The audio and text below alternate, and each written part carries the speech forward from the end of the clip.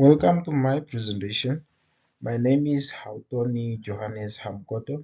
Today I want us to look at decision making in the education sector, simply more dwelling through understanding choices in changing the world. When you look at the education sector, this is one of the organizations now we are trying to look at the behavior on how decisions are made by multiple stakeholders in the education sector. Thank you. So now let's look at when we mean what is decision making or what is simply decision making in education. They're saying that it refers to the process whereby these multiple stakeholders they simply make choices among different options. As they make these choices, they are simply trying to address education, the challenges they face, in order to make sure that they improve these challenges or they try to resolve these challenges by mainly focusing on the learners' what outcomes.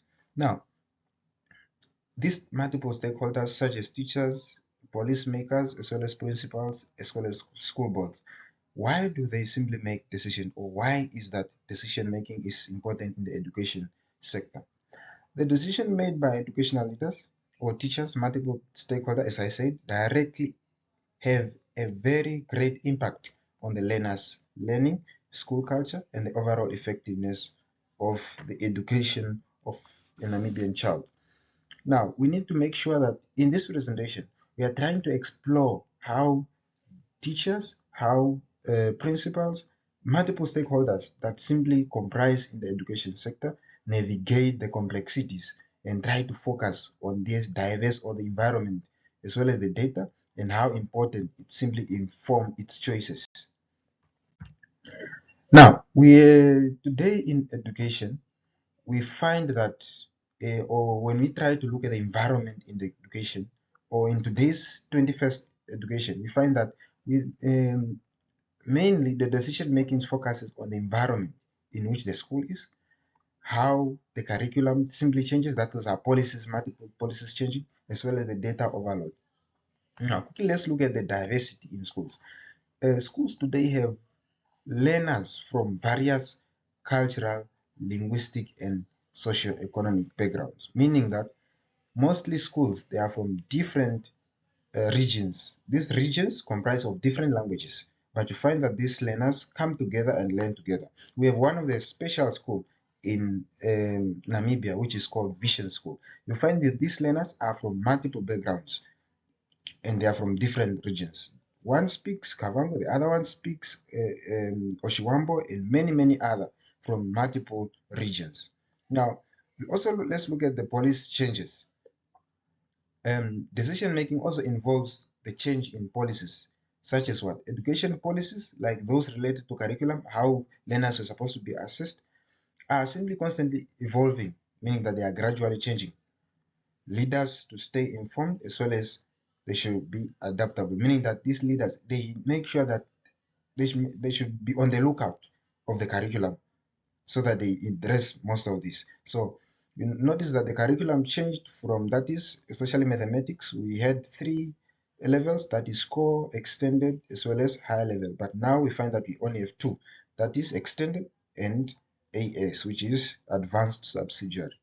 Data overload. There is a wealth of data available, including big data from assessment and from those recorded. Sorting through this data can make a meaningful decisions can be as well a challenge, meaning that this data simply process how many learners failed, how many learners passed. So they are trying to resolve how they can integrate or how they can improve the education, especially when they look at the learners' outcome. Now, we have the multiple key stakeholders in decision making, of which some I have previously mentioned. That is, let's look at the educational leaders. When you look at educational leaders, this includes the superintendent, the principals who set the vision of their schools, the goals of their school, in which direction the school was supposed to look at. So these are the people who draft year plans and many other. They need to ensure that they strategically make a decision about resources, how resources were supposed to be planned throughout the year, and as well as the policies. Now let's look at the teachers. Now, classroom teachers make daily instructions. That is, they prepare lessons, how they have to go about the lesson, how they directly affect the learner's learning, and they need to make sure that these strategies that they are bringing up, they should accommodate the learner's needs. Policymakers, this includes the government officials and the education boards that create regular and artificial guidelines. These decisions shape the larger educational landscape. When you look at curriculum, how money was supposed to be divided into multiple schools, how many schools are still needed in various regions. So they simply look at that, how many resources were spent there, how many classrooms are needed, and many other. How complex or how difficult is decision making? So at some point, it really drains one's energy to come up with one specific decision, especially when multiple stakeholders are involved. So everyone has an input. Now, how complex is it? Or let's look at the challenges of decision making. The first one, balancing of stakeholders' needs. Very important. Leaders must consider the need, meaning that these leaders have to consider the need and perspective, the proof of learners, parents, teachers, and the community, which can often lead to a conflict, disagreement. Data building. Leaders must interpret data from various sources, that is, these are test, survey, graphs, observation, and integrate it into their decision-making process. Police impact. New policies can change the way teachers teach. Nowadays, we look at that teachers are told that they should always use a learner center, but there are those teachers who are still stuck, who are still in the past.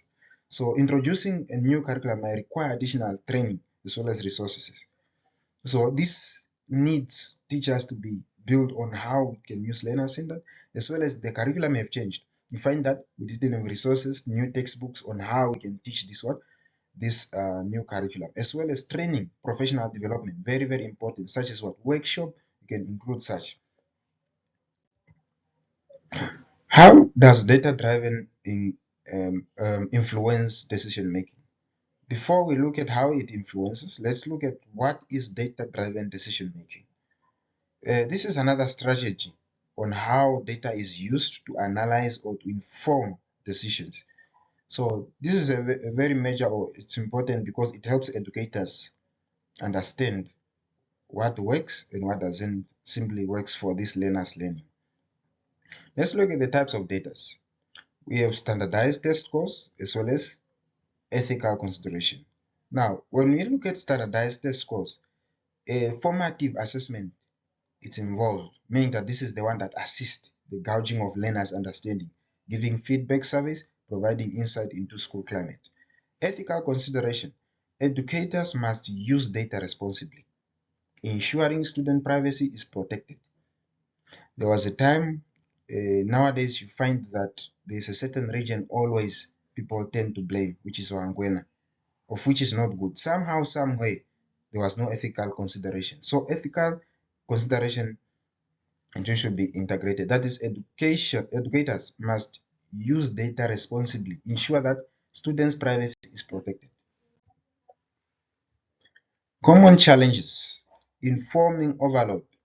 So with so much data available, it can be very difficult to focus on the information that is most relevant to decision making. Fairness and equity, ensure that all learners have the same opportunity in critical. Leaders must avoid biases that may affect decision making. Resistant to change. Some stakeholders may resist new policies. So there are those who are still in the past, as I said. They do not want to use new policies. They do not want to follow what is new. So there still seems to be in the past. So due to fear of unknown or attachment with the traditional method, rather than using learner-centered. I have one of the case study. For example, a school in a certain district decides to implement a new curriculum now, based on its input from teachers and data showing learners' performance. Now, what could be the outcome? So, about success, it could be that it will improve, of course, the learners' engagement and the test scores in some areas. But on the other end, these teachers need additional professional development training as well as the resources to make sure that now they what improve the learners' engagement as well as test scores in some areas. Now, when you look at how this is it plays an important role to teachers buying in and ongoing support during what this implementation, meaning that these teachers are still needed to ensure that they put in their um, um, their input is valid. Tips for effective decision making. Teachers need to collaborate, or multiple stakeholders need to collaborate.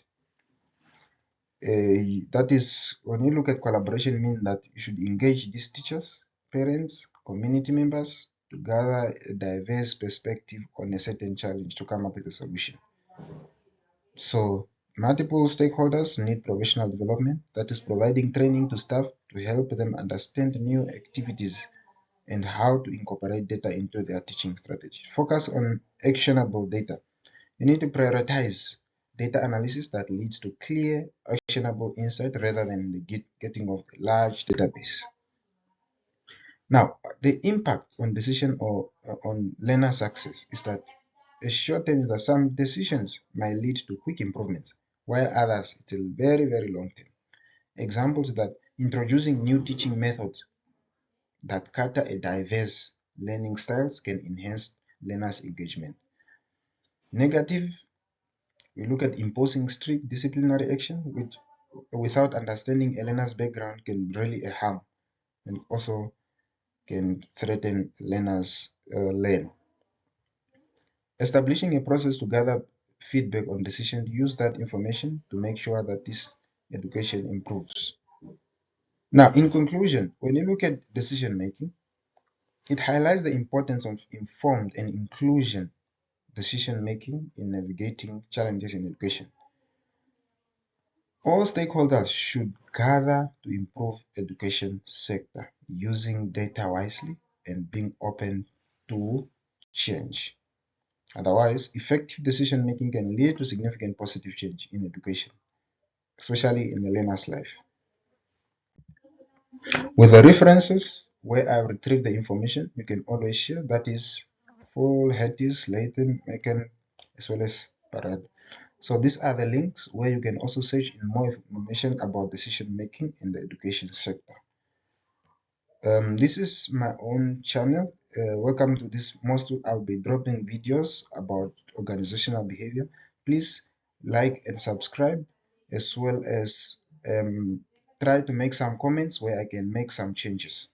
Thank you very much.